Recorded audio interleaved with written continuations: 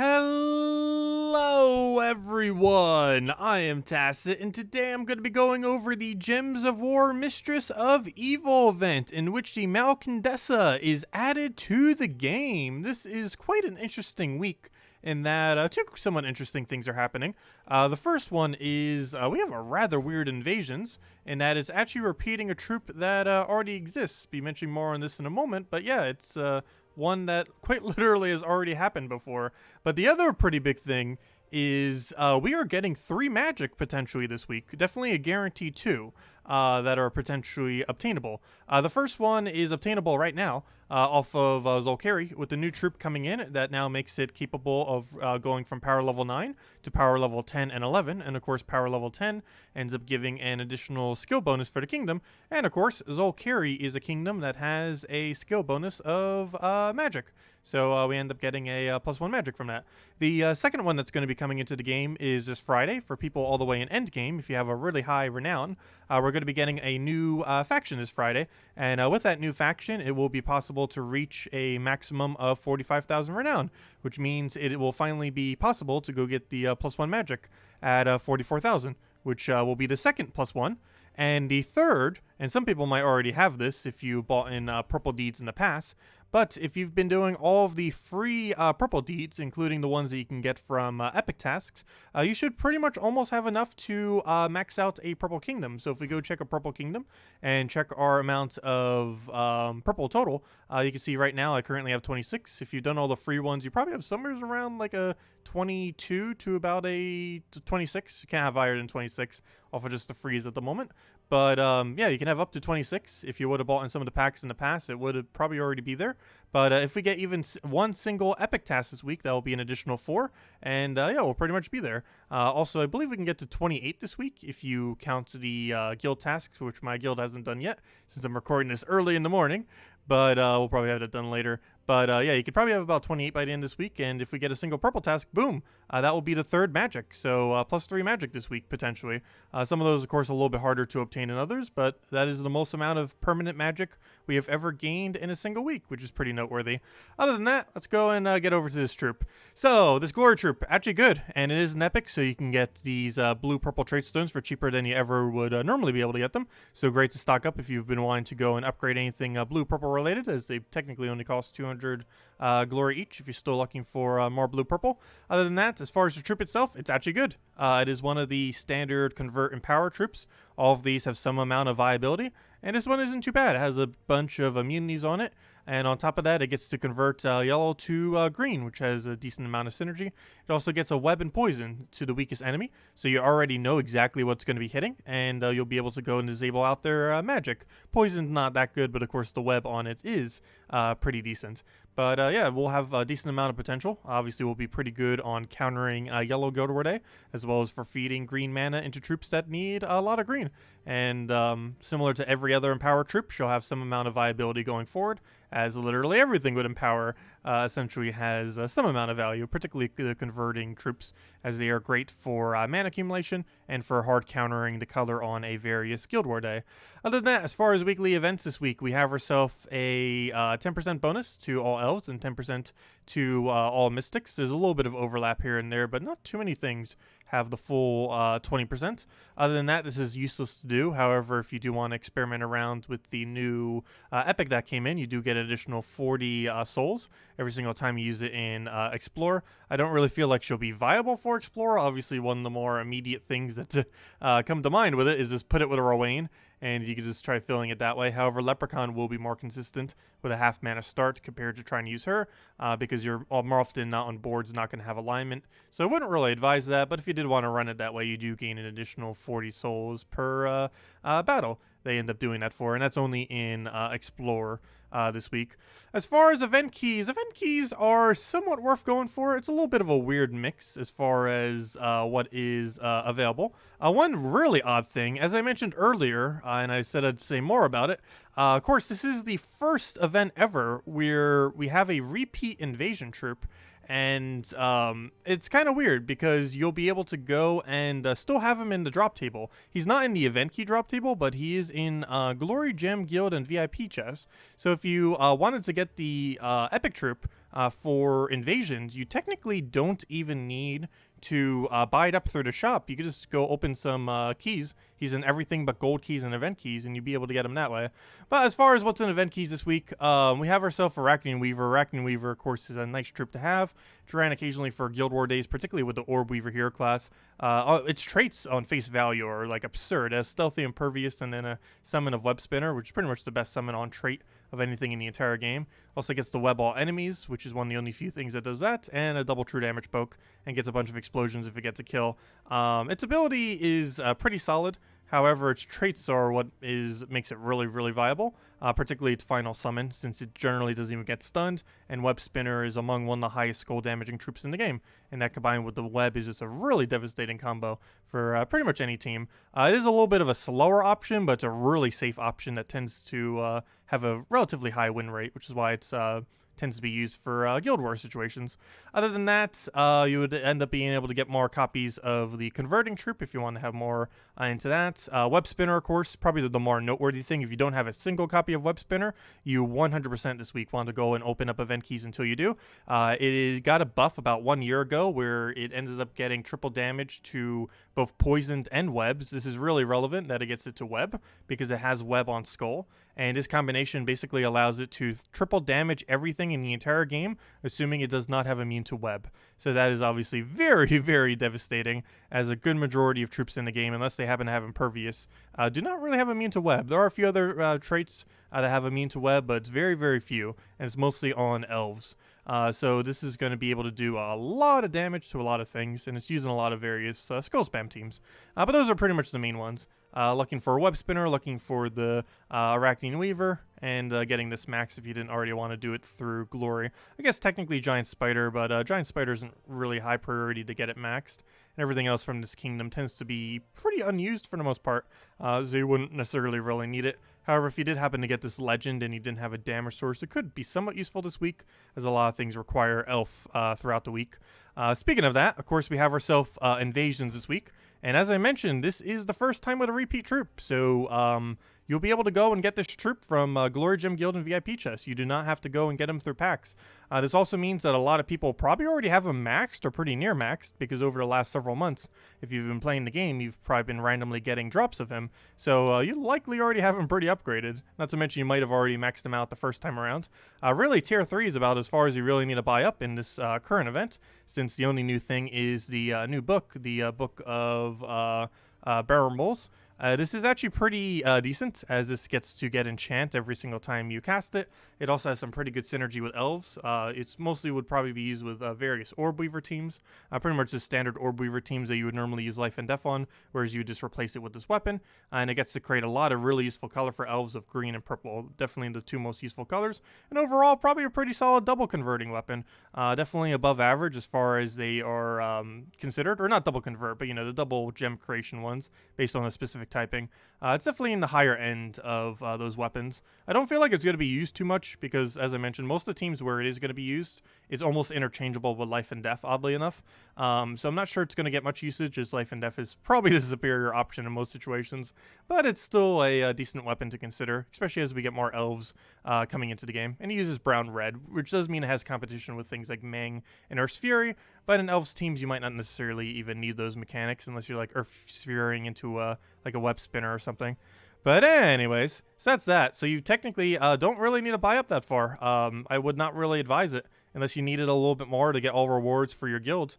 I wouldn't really advise going much further than tier 3. And theoretically, you could even spend 0 gems and just get it through the Soulforge, the weapon, and then just do all the free battles, which will be enough to go all the way to stage 8, assuming you don't lose any Vow Ravens or lose any battles. However, if you do go down that route, your guild will probably not reach stage 12, unless you have some people that farm a little bit further. So do be mindful of that. Other than that, as far as an evasion team, might as well just go show that real quick. Since I'm not actually going to be showing it in Invasions itself at the moment. Let's see, which one of these was for Invasion? Elf Invasion. So let's go show this real quick. So this is what I plan to use for the Invasion battles. It's obviously going to do a little bit worse right now, especially up against Freeze. This is a little bit of a weird thing to fight it against. Here's something, oh gosh, Truffle Loop. Okay, that's a little bit tamer though, at least. But this is pretty much what I'm going to be rolling with, most likely. Keep in mind, you are allowed to run double of Sifu. and you'll most likely have double copy of Sifu, since again he's been out for a while. Normally I might not actually set something like a double, since it would cost more gems. However, a lot of people probably already just have him laying around, so it's a lot easier to do double since he's a repeat event. But as far as what you would normally do, you just cast spam this against all the towers. Obviously, we don't have any towers here, so we're probably going to go down the second route of this team, and that is go aim at yellow, gain a bunch of mana, and then with that mana, we will be able to go and use our Doom Convert. You can use any good yellow weapon here that has a high amount of damage. However, of course, in this particular instance, we went with Doomed Axe, which will be able to use the higher skull damage that these have against towers in order to tear them down. So right here, it looks like we're going to actually have to wait a few turns, so we might as well start poking. As far as the biggest concern to poke right now, it's probably going to be that truffle, because if we're going to die to anything on that team, it is definitely going to be that truffle right there. So let's start focusing that. Still need a little bit of yellow. Don't see any way to really get it. But we'll just keep poking this down. This guy does get to double enchant too. On top of the other chant that you have, you're pretty much always going to be enchanted on everything with this team. So you won't really need to worry about mana too much, as you have multiple different ways to constantly be accumulating it. So right here, I'm actually not going to poke him. Main reason is we're going to follow up with an AoE damage right here, so we don't really need to go and bother poking him twice. Now we can go convert all purple to Doom Skull. We don't currently have alignment on this, so if this was a Tower of Doom, I mean, if this was Invasions, we could simply just keep buffing up on yellow and or red, most likely yellow to get this back into mana as well, and just keep spamming these to poke down the towers until we do get alignment on this. But since it's a PvP battle, I guess we'll just throw this down and let him just poke us a little bit, and he'll poke us actually quite a bit there, but we'll go and get our yellow again and should be able to cycle back to our Doom weapon. So that backfired a bit, but of course you would normally want to wait until you have alignment. And of course, the second that ends up ending, we get ourselves a new alignment, which ends up appearing. Of course it would end up being that way. But we'll go take ourselves some yellow. We won't have any kind of convert that we'll be able to do here, but we can still get a pretty solid poke into AoE. Looks like his barrier is actually going to end up stopping us here. So unfortunately, it does look like we'll end up losing this. But of course this is meant for invasions, not for PvP. Let's see, we'll get our little bit of yellow there. And the only reason I'm not showing an invasions is because we bought quite a bit less packs.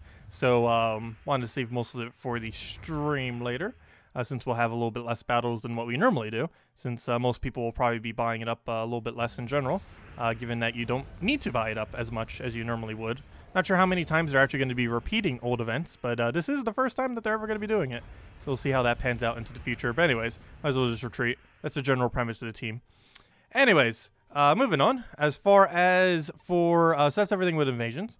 As far as for other things that are going on this week, for this Tuesday, we're going to be having a Stonesong Aerie. So if you've still been needing to get this maxed in order to have 4,400 by this Friday, so that you can go and get the +1 magic, do consider it. So that's going to be available. It also has quite a few decent troops, so of course you can use Chaos Shards from anywhere to end up getting them. But definitely a good place to consider upgrading or opening up some portals for the Explosion troop. Plus has a pretty decent AoE legend in there. That's kind of like a mix between Gorgolfa and a almost like an Infernus, a mini Infernus that isn't mythic. Other than that, this Wednesday we're getting Lucky Pet. This is the XP bonus. Actually a pretty good pet to go for.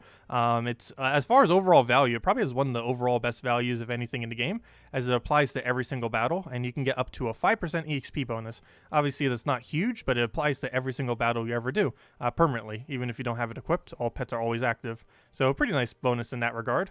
Other than that, this Thursday we have Orbweaver. If you've been needing to get this upgraded for Guild War purposes, to get to either 70 or 100, because it does gain the instant kill off 100, is worth considering upgrading. It's not used too much offensively, but defensively it is a pretty solid hero class, even after they nerfed it. So you can go get that leveled. And of course, as I mentioned, this Friday we'll be having a new faction, which will bring in a +1 magic. All the troops of the new faction are completely abysmal. It might actually be a really annoying pure faction because they are really, really bad. But we'll see how it pans out. But nothing you would use outside of the faction, unless they're going to be changing them from now until the release of it. But as far as Soulforge, we have a few things that are worth going for this week. The main one being Ketchustable. Ketchustable is one of the better options for Tower of Doom, particularly if you have Yasmin's Pride. Really great option, especially for Green Day. Now with the Tuliao, or Tuliao? I always mention that name wrong. Tuliao. Tuliao, what on earth? But Tuliao. or whatever it's called. The one that we're just using for enchant the other one, the 13 mana cost green yellow, that ends up working out insanely good for green Tower of Doom. However, he is still applicable for brown and red Tower of Doom as well with the Yasmin's Pride. If you happen to have that weapon, really great option to feed him HP, which then allows him to kill very consistently. He's also one mythic that is decent to have 2 copies of.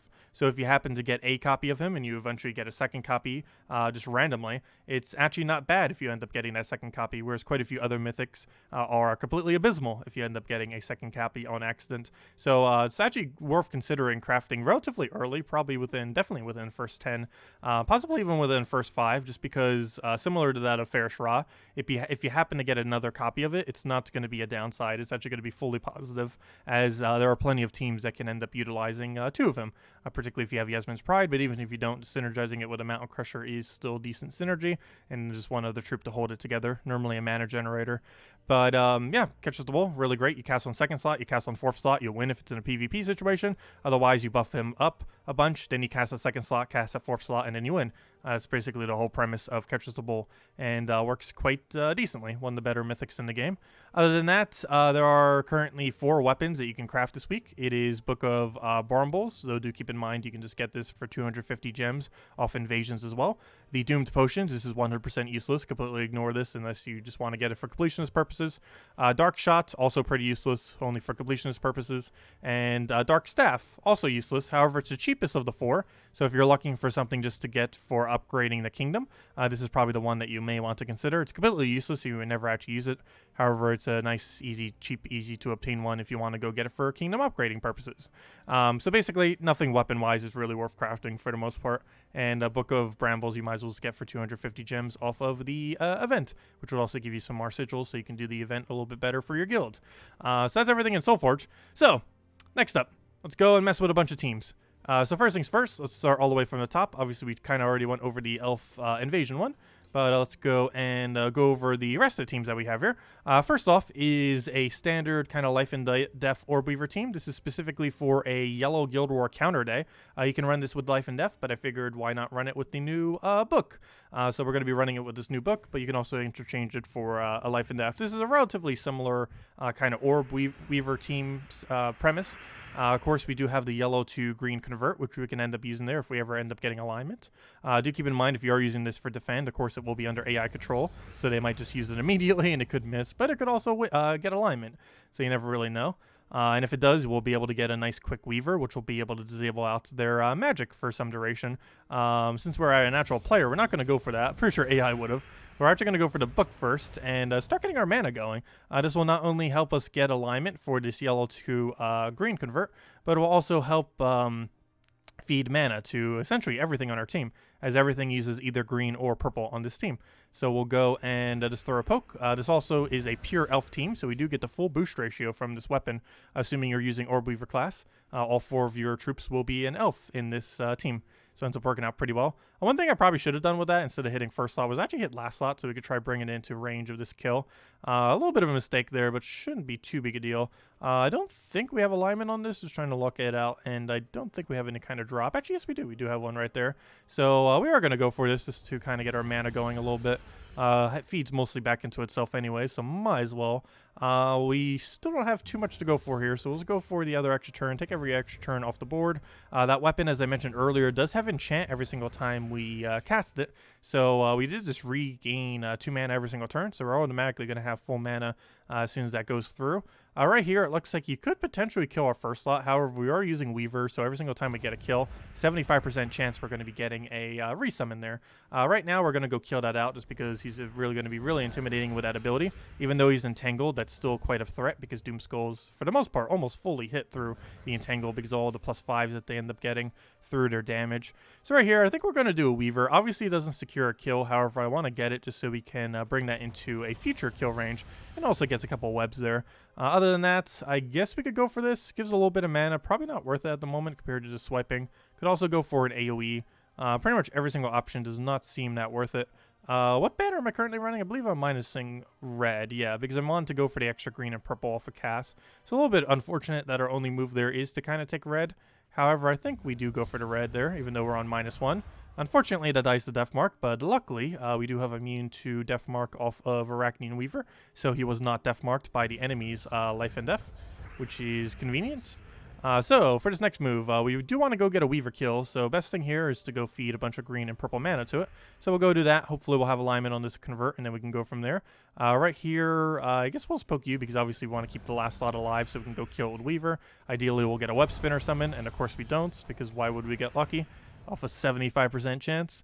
So right here, we'll probably just do this for some mana. This will mostly give our Weaver to full, and by mostly, I mean it will get our Weaver to full. Other option would have probably been to take a purple to red there. Luckily, we cascaded an extra turn, though unfortunately, we do not have the damage to kill this first slot.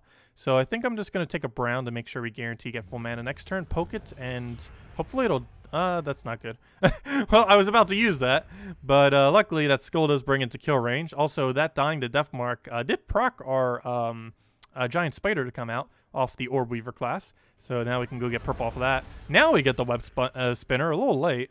But, oh well, and now we can go kill it with, apparently, Webspinner, because now he's blocking my green mana, unfortunately. And he's not even in first to be able to use the skulls at the moment, because our first slot didn't actually die, but oh well. We'll go throw our Webspinner down, and then just probably poke him with a skull, and that should be enough, right? And that is. And he's dead. So that's pretty much that team. Of course, Life and Death is also the option to consider with that. But decent yellow Guild War counter day, since you get the immediate empower away of the yellows into greens, which will be a nice hard counter to those. So next one, very similar team to what we're actually using right now. But next one down the line is Skull with the Malcandessa. This is centered more so around Webspinner. It's pretty much all in on Webspinner, using it as a triple damage source to try to get as much damage as we possibly can with a really green-oriented team, using the new Empower troop. So with this, we'll go for this immediately. It might have even been a good idea to actually go for the purple first, just to go and feed that into our Wild Queen, which will probably use it a little bit better. Right here, we are Entangled. That is really unfortunate. Entangle is a bit of a disable with this team. However, I think we could bypass it some, but we might need to actually wait it out. So we'll go and take a purple over here. I want to get Wild Queen to full mana here as soon as we possibly can. Still webbed on first slot, which is very unfortunate. Last slot also has Death Mark on it, which isn't good. We'll take a green here. That will give us full mana for both of them. And ideally, we will cleanse that Entangle. And the second we do, we should have auto-winned. Or auto-won. So now we have some webs to deal with. This is going to be relatively bad with this team. Cedric's would be a really nice option right about now. Probably should have switched into Cedric's for this battle, as at this point it would have been so useful. But at this point, we kind of just have to wait and just hope Death Mark doesn't end up killing us out. Since a good majority of our damage is based off of our skull spam. We do have some damage on this. However, when it's webbed, it obviously has 0 damage. So, yeah, that's not going to be able to do much. So we're just going to have to wait it out just a little bit longer. And then we should be able to get the win. So right here, we'll have to take the skull just so he doesn't obviously need Webspinner to live. Really need that Death Mark to go away too on that last slot over there. Still somehow webbed. No clue how it's taken that long to go off. There we go. And now we won. Okay, so now we go and throw down Wild Queen. It is still webbed, so it's going to steal a very small amount of attack. So we can't really use it for that mechanic. So I'm just going to steal it from his first slot then. But we could just go and convert away everything else at this point. Ideally, we'd have alignment on this. And actually, we do. Never mind. So we'll go do this to refill Wild Queen. And then we just basically keep doing this until we end up missing, essentially. And whenever we feel like we've done enough spam, we can just go do this green to skull convert. And then we just win. It's pretty much as simple as that. So we'll go get our skulls there. Go and take some blue right over there just to get that out of the way. Now I think we might go for this just to guarantee kill the Orbweaver just because it's Orbweaver. One less thing to have to deal with the life and death away. And we do have convert for this alignment on it, so we'll go for that. This thing is still webbed, of course, so we unfortunately get a really small amount of attack steal. But nonetheless, all the other aspects of the ability still work. This might do 0 damage, however, it will still create the green, so we'll do it for the green creation. And I guess we'll have to do it for the green creation again. Normally, you'd be able to keep chipping at them, but unfortunately, while webbed, can't do that. We'll go for that. Go grab ourselves another Wild Queen, and that should be the kill. and this time we actually do get the attack steal to give it to our first slot. And actually, never mind, it will not be the kill because, of course, it has impervious, so it does, unfortunately, not take triple damage to our skulls. But we take another 2, and we'll die out. But, yeah, that's pretty much the team. Has a lot of high skull spam.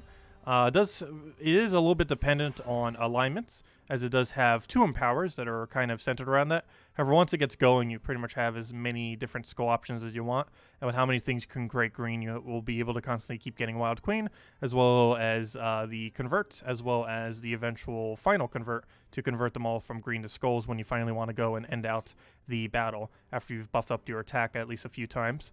Anyways, there isn't any other teams that I want to go show for battles. However, let's go over these last few. For the class event this week, you'd want to run the Barmbles into an Arachnaean Weaver with double of the Malcandessa. If you don't end up having Arachnaean Weaver, you would want to use the strongest green troop that you have that is considered an elf from Zhul'kari. The next strongest would be the legend from it, not Webspinner, because unfortunately you can't run Webspinner, but the green-purple that does full AoE damage by sacrificing an ally. I keep forgetting her name, but she's not really meta. However, for this purpose, she would end up working out quite well.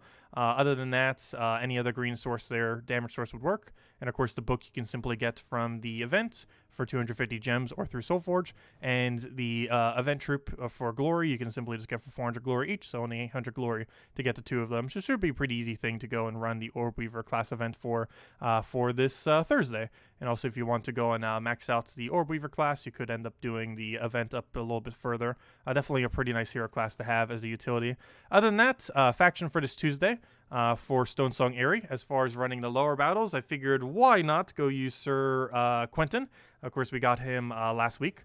And you can end up using this to knight half mana start on Guard's avatar and basically use them similar to a Rowan. You'd also end up replacing with Urskia Shield and basically use them exactly like a Rowan. It's a little bit less consistent though compared to Rowan because you don't get to concentrate your damage. However, the premise is relatively similar where you just buff up its armor, you one-shot the entire enemy team, and then boom, repeat. The only big issue is that he doesn't... if he wastes some of his damage, because if something has like 100 durability and you're doing 150, the other 50 just gets wasted. It doesn't go and gets distributed on the other ones like how Rowan does it, but still works in a similar kind of premise if you want to go and run that. Other than that, for going further, and if you just want to do this for all the battles, of course, you do have access to High King Irongut. Mount Crusher to High King Irongut, always a pretty solid option. This just uses Harpy Mage as another mana accumulator, and Vashtagon. You don't have to use Vashtagon, however, he is the best curse option for spamming this much brown. So if you happen to have that mythic laying around, he does get curse every single brown you take, and obviously if they're cursed, you'll be able to go and High King Irongut devour them. So nothing will have immune to your High King Irongut, which is the whole premise of running that. And as far as Pure Faction, you can end up running it with pretty much one of each. The only difference is you wouldn't really run the, oddly enough, you wouldn't run the instant kill option. If you're running with potions, you do not run the instant kill option. If you are running without potions, you might consider it. However, if you're running with potions, which you would be if you're doing the Tuesday event, you would go more so a double Queen Zachi route, because with all the potions, you would end up gaining a lot more damage off for full AoE, and you could basically chip them down that way. Harpy Mage is just to get a mana drain, as well as the starting brown mana storm, and not Harpy Mage, I mean Harpy would be your starting brown storm, as well as your 4 mana drain, just to go and make sure they don't get any kind of cast on you, to kind of disable them when you can. And the Harpy Mage is basically just used as a Mountain Crusher as a mana accumulation method. But anyways, guys, that is pretty much everything with this event week that we have going on. If you still have any other questions, feel free to leave it in the comment section below. Tonight, as we stream every single night at 8 p.m. Eastern Standard Time, we'll be messing around a little bit with invasions. Probably be messing around with the new troop as well to see what kind of converts it could end up getting from the yellow to green, see what kind of synergies that might be able to have. Might mess around with the weapon too, but I do feel like the new glory troop will end up ultimately being a bit better than the new weapon that ended up coming out. But anyways, any other questions, feel free to leave in the comment section below. Hope you all have a wonderful week, and I will catch you all later. Also, happy President's Day, as I believe it's President's Day here in America today, so most of you probably have off today. So I'll catch you guys later. Thank you so much for watching. Goodbye, everyone.